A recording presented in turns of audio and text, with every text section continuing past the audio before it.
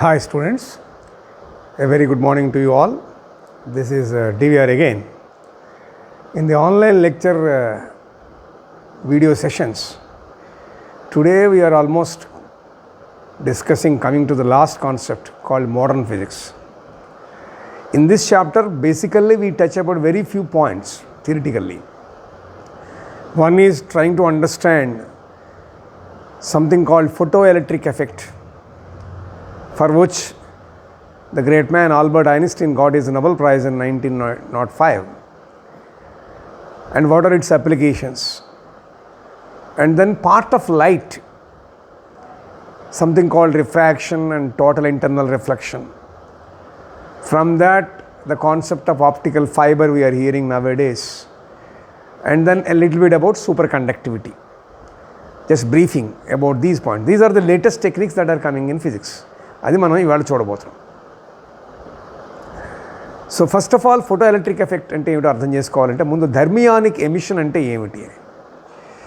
Suppose ఏదైనా ఒక metallic surface తీసుకున్నాం అనుకోండి, వేడిగా ఉందనుకోండి, హాట్ సర్ఫేస్. జనరల్గా ఫ్రీ ఎలక్ట్రాన్స్ ఏవైతే ఉంటాయో మెటల్లో అవి సర్ఫేస్ మీద ఉంటాయి. సర్ఫేస్ మీద ఉన్నటువంటి electrons they try to jump out. But ఆ జంప్ అవ్వడానికి కొంత ఎనర్జీ కావాలి. ఆ ఎనర్జీతో అవి యాక్సలరేట్ అయ్యి కైనెటిక్ ఎనర్జీతో మూవ్ అవుతున్నప్పుడు they try to escape from the metallic surface.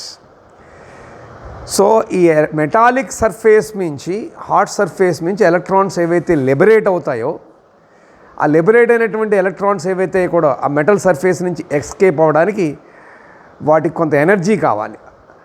ఈ వేడి వల్ల వస్తున్న ఎనర్జీ దాన్ని థర్మల్ యాజిటేషన్ అంటారు. సో అలాగ థర్మల్ యాజిటేషన్ వల్ల హాట్ మెటాలిక్ సర్ఫేస్లో ఉన్నటువంటి ఫ్రీ ఎలక్ట్రాన్స్ సర్ఫేస్ నుంచి ఎస్కేప్ అయ్యే ప్రాసెస్ ఏదైతే ఉంటుందో దాన్ని థర్మియానిక్ ఎమిషన్ అంటారు. ఎందుకంటే ఈ థర్మియానిక్ ఎమిషన్ ఆధారంగానే ఫోటోఎలక్ట్రిక్ ప్రాసెస్ అనేది అర్థమవుతుంది. దీన్ని బేస్ చేసుకుని మోడర్న్ అటామిక్ స్ట్రక్చర్లో ప్లాంక్స్ థియరీ ఉంది. ప్లాంక్స్ థియరీ కనుక మనం జాగ్రత్తగా అబ్జర్వ్ చేస్తే హెచ్ అనేటువంటి వేరియబుల్ వాడతాం. ఎలక్ట్రాన్స్ హైయర్ ఎనర్జీ నుంచి లోయర్ ఎనర్జీకి, లేదా లోయర్ ఎనర్జీ నుంచి యాక్సలరేట్ హైయర్ ఎనర్జీకి జంప్ అవుతుంటే E1 - E2 = hν అని ఒక ఈక్వేషన్ మనం చూస్తాం. క్వాంటమ్ థియరీ చెప్పాడు. ఆ మ్యాక్స్ ప్లాంక్ చెప్పినటువంటి క్వాంటమ్ థియరీ యొక్క ఫాలోయింగ్గా ఐన్స్టీన్ ఒక చిన్న ఎక్స్పెరిమెంట్ చేసి చూశాడు. ఆయన చేసిన ఎక్స్పెరిమెంట్ ఏంటంటే, ఒక మెటాలిక్ సర్ఫేస్ మీద లైట్ ఫోకస్ చేసినప్పుడు, light energy with certain frequency ఒక మెటాలిక్ సర్ఫేస్ మీద ఫోకస్ చేస్తే ఆ మెటాలిక్ సర్ఫేస్లో ఉన్నటువంటి ఫ్రీ ఎలక్ట్రాన్స్ బయటికి ఎస్కేప్ అవ్వడానికి ట్రై చేస్తున్నాయి. ఎలక్ట్రాన్స్ ఎప్పుడైతే ఎస్కేప్ అవుతున్నాయో ఎలక్ట్రాన్స్ ఫ్లో అవుతున్న ఎలక్ట్రాన్స్ వల్ల ఇట్ కన్స్టిట్యూట్స్ ఎలక్ట్రిక్ కరెంట్. ఇది basic principle. Flow of electrons is nothing but current. So whenever light of suitable frequency falls on a metallic surface, electrons emit అవుతాయి. ఈ electrons emit అవుతున్న వాటిని photo electrons అంటారు. అంటే light related అయితే photo అనే పదం వాడతారు. అంటే ఫోటాన్ ఎనర్జీతో బయటకు వస్తాయి. సో ఇలా ఫోటో ఎలక్ట్రాన్స్ ఎమిట్ అవ్వడం వల్ల ఫ్లో వస్తున్నటువంటి కరెంట్ ఏదైతే ఉందో దాన్ని ఫోటో ఎలక్ట్రిక్ కరెంట్, PEE అంటారు. 1905లో ప్లాంక్స్ కాన్సెప్ట్ని ఎక్స్టెండ్ చేసుకుంటూ క్వాంటమ్ థియరీ కాన్సెప్ట్ ఏదైతే అటామిక్ స్ట్రక్చర్ని ఎక్స్ప్లెయిన్ చేశాడో, మోడర్న్ అటామిక్ స్ట్రక్చర్ని, దాని కంటిన్యూషన్గా ఈయన ఏదైతే ఐన్స్టీన్ ఫేమస్ ఈక్వేషన్ అయినటువంటి hν అనేటువంటి ఈక్వేషన్ ఏదైతే ఇచ్చాడో ఆ hνని ఎక్స్టెండ్ చేయడానికి ట్రై చేశాడు. ఇక్కడ ఒక చిన్న విషయం గుర్తుపెట్టుకోండి, ఐన్స్టీన్కి నోబెల్ ప్రైజ్ ఫోటో ఎలక్ట్రిక్ ఈక్వేషన్కి వచ్చింది. E=hν అయినటువంటి ఫేమస్ ఎనర్జీకి ఈక్వేషన్ కాదు. ఎటమ్ బాంబ్ అది తయారైంది, దాని తర్వాత అది వేరే సంగతి. E=hν మీ ఆధారంగా. But Einstein got Nobel prize only for his photo electric effect, that is generating power through light energy. Light ఉపయోగించి ఫోటో ఎలక్ట్రిక్. ఇవాళ మనం చూస్తున్నాం solar energy, other types of renewable energies we are seeing. The basics go back to Einstein equation. So energy photons exhibit చేస్తే photon energy, ఆ photon ఎనర్జీని ఎలక్ట్రాన్కి transfer చేస్తాయి metal surface మీద. ఇది ఆయన చెప్పినటువంటి కాన్సెప్ట్. ఈ ఎనర్జీ ఏదైతే ఫోటాన్ ఎనర్జీ ఎలక్ట్రాన్స్కి ట్రాన్స్పోర్ట్ అవుతుందో అది రెండు రకాలుగా విడిపోతుంది అని చెప్పాడు. కొంత పార్ట్ కైనెటిక్ ఎనర్జీతో యాక్సలరేట్ అవ్వడానికి ½ mv² కింద ఉపయోగపడుతుంది. కొంత ఎనర్జీ ఏదైతే ఉందో ఫోటాన్ ఎనర్జీ ఈ మెటాలిక్ సర్ఫేస్ యాటమ్ యొక్క యాటంలో ఉన్నటువంటి ఎలక్ట్రాన్ ఏదైతే ఉందో మెటాలిక్ సర్ఫేస్ మీద అది ఫ్రీ అవ్వడానికి and goes away from the metallic surface, దానికి కావాల్సిన ఎనర్జీ కొంత ఎనర్జీ ఉపయోగించుకుని కొంత వర్క్ చేయాలి. దాన్ని దాన్ని ఏమన్నాడంటే వర్క్ ఫంక్షన్ అన్నాడు. ఒమేగా నాట్ అంటారు లేదా W0 అంటారు. దీన్ని ఫోటో ఎలక్ట్రిక్ వర్క్ ఫంక్షన్ అంటారు. కొంత వర్క్ ఫంక్షన్ కింద కొంత కైనటిక్ ఎనర్జీ కింద విడిపోతుంది ఆ E అనేది. సో E అనేది ఏదైతే ఉందో E equal hν left hand side అన్నటువంటి ఆ E ఏదైతే ఉందో that E is divided into 2 parts. W0 that is photo electric work function and kinetic energy. So hν is equal to W0 plus ½ mv². దీన్ని Einstein photo electric equation అంటారు. దీని derivation at your stage is not concern for you. So ఈ ఈక్వేషన్లో ఒకవేళ ఈ energy కనుక just only liberate చేయడానికే ఉపయోగపడుతుంది, అంటే ఒమేగా నాట్గా ఉపయోగపడతాయి, KE లేకపోతే అప్పుడు KE 0 అవుతుంది. సో ఆ ఈక్వేషన్లో hν ఈక్వల్ టు ఒమేగా0 లేదా W0 ప్లస్ ½ mv²లో ½ mv² 0 అనుకోండి, అప్పుడు hν ఈక్వల్ టు ఒమేగా0 అయిపోయింది కదా, W0 అయిపోయింది కదా. అలాంటప్పుడు న్యూని అంటే అంటే ఫ్రీక్వెన్సీ hνలో μ0 అంటారు, అంటే థ్రెషోల్డ్ ఫ్రీక్వెన్సీ అంటారు. అంటే ఏ మినిమం ఫ్రీక్వెన్సీ ఆఫ్ లైట్ దగ్గర ఈ ఎలక్ట్రాన్స్ ఎమిట్ అవ్వడం మొదలవుతాయో, ఒక మెటల్ సర్ఫేస్ మీద లైట్ ఇలా ఇన్సిడెంట్ అయినప్పుడు ఈ లైట్ వస్తున్న లైట్కి కొంత ఫ్రీక్వెన్సీ ఉంటుంది. ఏ minimum frequency of incident light దగ్గర ఈ మెటాలిక్ సర్ఫేస్ మీద సర్ఫేస్లో ఉన్నటువంటి ఎలక్ట్రాన్స్ ఎమిట్ అవ్వడం మొదలెడతాయో ఆ మినిమం ఫ్రీక్వెన్సీని థ్రెషోల్డ్ ఫ్రీక్వెన్సీ అంటారు. దీని మీద ఆధారపడి ఫోటో ఎలక్ట్రిక్ లాస్ ఉన్నాయి. అంటే ఈ థ్రెషోల్డ్ ఫ్రీక్వెన్సీ అనేది ఒక్కొక్క మెటల్కి ఒకలా ఉంటుంది, అన్ని మెటల్స్కి ఒకేలా ఉండదు. So it varies from metal to metal. So threshold frequency varies from metal to metal. అయితే ఎన్ని ఫోటాన్స్ ఎమిట్ అవుతాయి అంటే రేట్ ఆఫ్ ఫోటాన్ ఎమిషన్ అనేది మనం ఇన్సిడెంట్ చేస్తున్నటువంటి లైట్ యొక్క ఫ్రీక్వెన్సీ మీద ఆధారపడి ఉంది. అంటే rate of photo electrons is directly proportional to the frequency of incident light. అది ఈ ఫోటో ఎలక్ట్రిక్ ఎమిషన్ అనేది దానంతరం అది ఆటోమేటిక్గా జరుగుతుంది. It's an instantaneous process. And metal యొక్క సర్ఫేస్ మీద it does not depend. So these are the 4 important laws you have to remember as far as photoelectric effect is concerned. One is the threshold frequency varies from metal to metal. Rate of photoelectrons is directly proportional to the frequency of incident radiation. Photoelectric emission is an instantaneous process.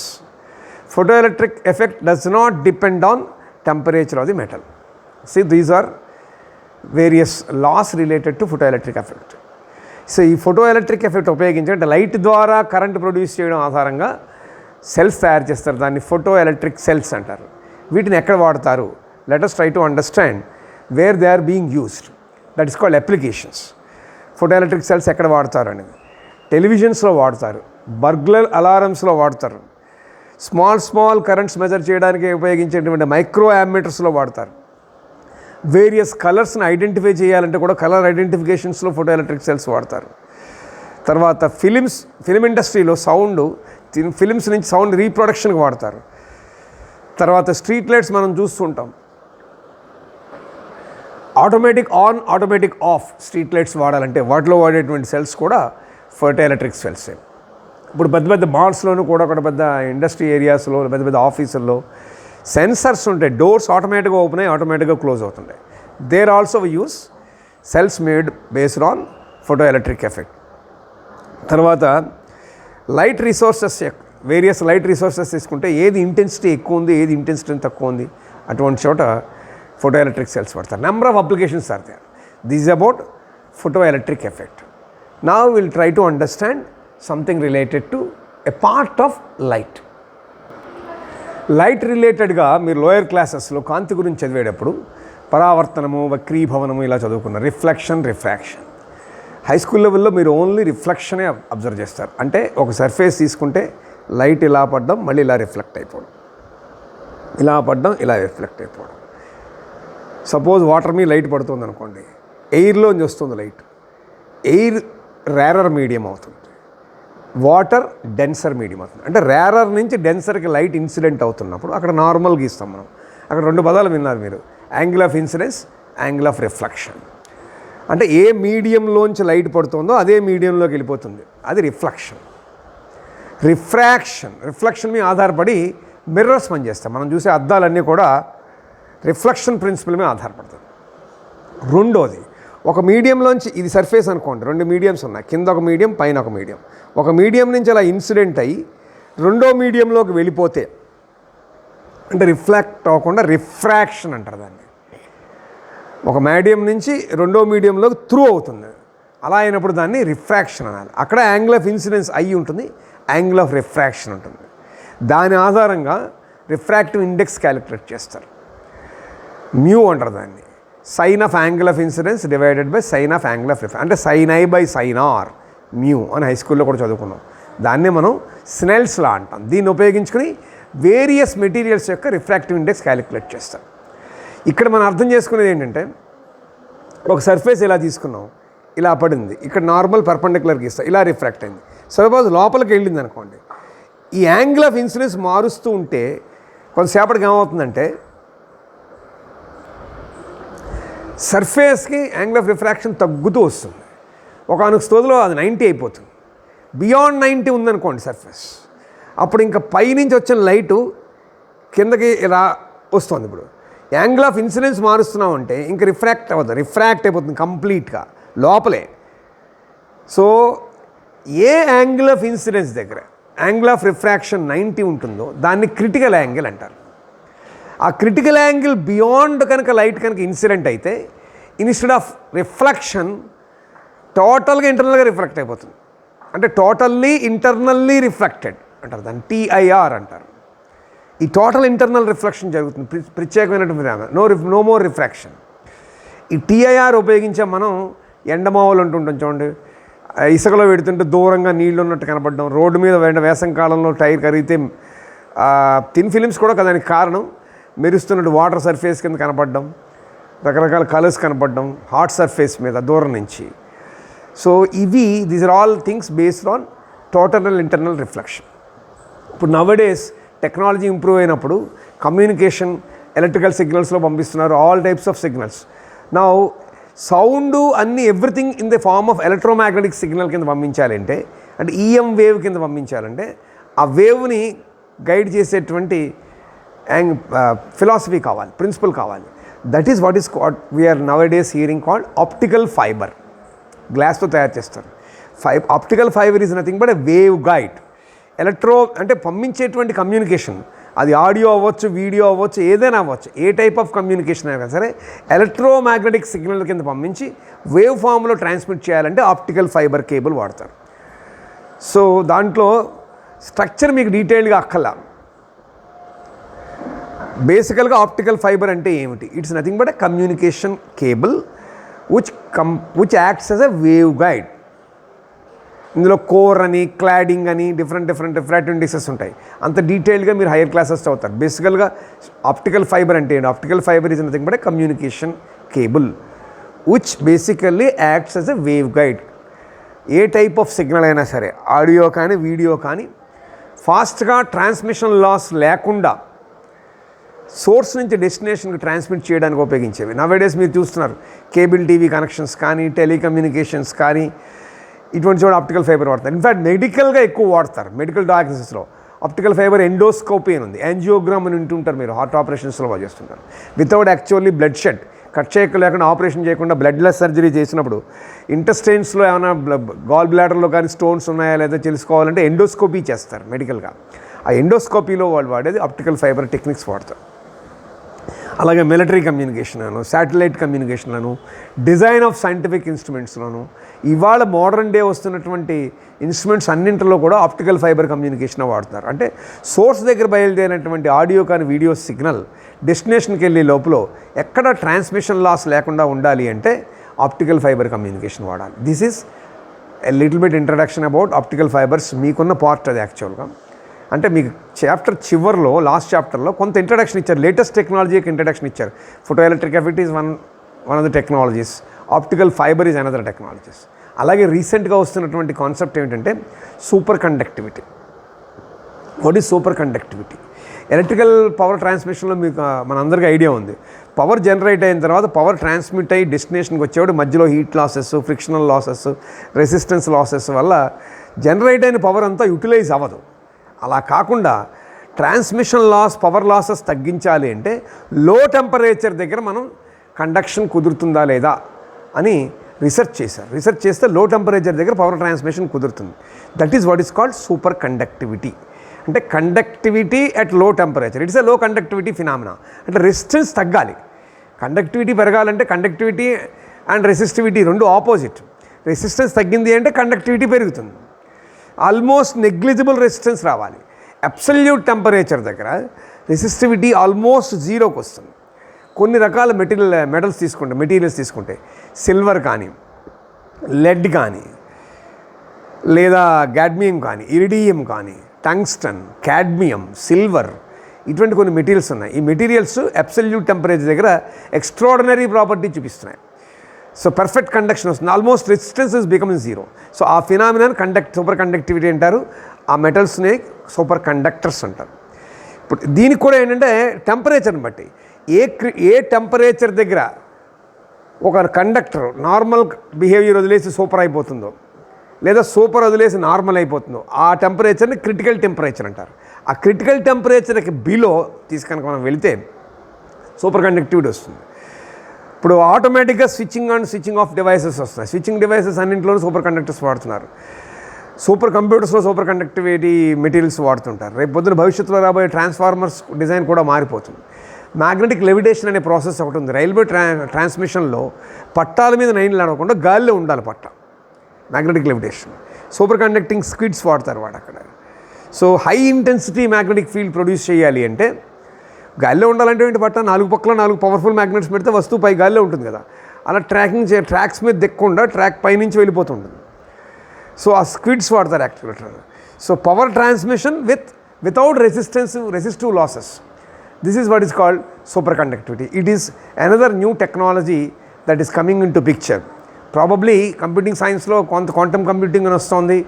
Nowadays people are talking about big data and artificial intelligence. దాంతో ఇది ఎక్కువ వాడుకుంటారు. ఇది వాడినప్పుడు extraordinary things can happen. This is about super conductivity. So ఇవాళ సెషన్లో మనం modern physics టాపిక్లో థర్మియానిక్ ఎమిషన్ అంటే ఏమిటి, దాన్ని బేస్ చేసుకుని ఫోటో ఎలక్ట్రిక్ ఎఫెక్ట్ ఎలా వస్తుంది, ఫోటో ఎలక్ట్రిక్ లాస్ ఎలా ఉంటాయి, ప్లాంక్స్ కాన్సెప్ట్ ఉపయోగించుకుని ఐన్స్టీన్ ఫోటో ఎలక్ట్రిక్ ఈక్వేషన్ ఎలా ఇచ్చాడు, ఈ ఫోటో ఎలక్ట్రిక్ సెల్ దాన్ని ఎక్కడెక్కడ అప్లై చేస్తారు, ఫోటో ఎలక్ట్రిక్ ఎఫెక్ట్ యొక్క అప్లికేషన్స్ ఎలా ఉంటాయి, తర్వాత లైట్ కాన్సెప్ట్లో రిఫ్రాక్షన్ ప్రిన్సిపల్ ఎలా ఉంటుంది, ఈ రిఫ్రాక్షన్ ఆధారంగా Snell's law and refractive index formula ఎలా వచ్చింది, క్రిటికల్ యాంగిల్ అంటే ఏమిటి, క్రిటికల్ యాంగిల్ బేస్ చేసుకుని టోటల్ ఇంటర్నల్ రిఫ్లెక్షన్ అంటే ఏమిటి, దాని అప్లికేషన్స్ ఎలా ఉంటాయి, దాన్ని బేస్ చేసుకున్నటువంటి ఆప్టికల్ ఫైబర్ కమ్యూనికేషన్ ఎలా ఉంటుంది, దాని ప్రిన్సిపల్ ఏంటి, రెండు ఉంటాయి. Step index and grade index fibres అని ఉంటాయి. అది ఫర్దర్ స్టడీస్ ఆఫ్ ఇంజనీరింగ్లో you will come across in your life. So ఇక్కడ only brief introduction about optical fibre, దాని types and various applications of optical fibres. And then the new modern concept people talking about superconductivity. What is superconductivity phenomena? What are superconductors? What metals are generally, or what materials are generally used for superconductivity? What is the principle and where they are applied? This is about the last concept in your syllabus called modern physics. I hope I have revised the whole syllabus. As far as weightage is concerned in the university or board examination, there is only a possibility of one short answer in this. What is meant by photoelectric effect? What are the photoelectric laws? What are the applications of photoelectric effect? What is meant by critical angle? What is threshold frequency? What is Einstein equation? What is superconductivity? What are the applications of superconductivity? So what is meant by optical fiber? What are the applications of optical fiber? These are all short type of questions. So in the process of online engineering physics lecture series videos, almost more than 30 videos or 35 videos I have so far supplied to you, covering the whole syllabus including numericals. So you please go through all of them. If you want any more information related to numericals or concepts to be revised, feel free to communicate to me through your WhatsApp groups and be in touch with me and go through the whole syllabus. And henceforth, based on these lectures, I'll try to provide more assignments for you so that you can practice at home during this pandemic situation and be in touch with the subjects. మీకు ఏదైనా doubts ఉంటే clarification తప్పకుండా అడగండి, ఆ clarification ఇస్తాను. Hope you are all safe at home. Stay home, stay safe, stay blessed. Bye.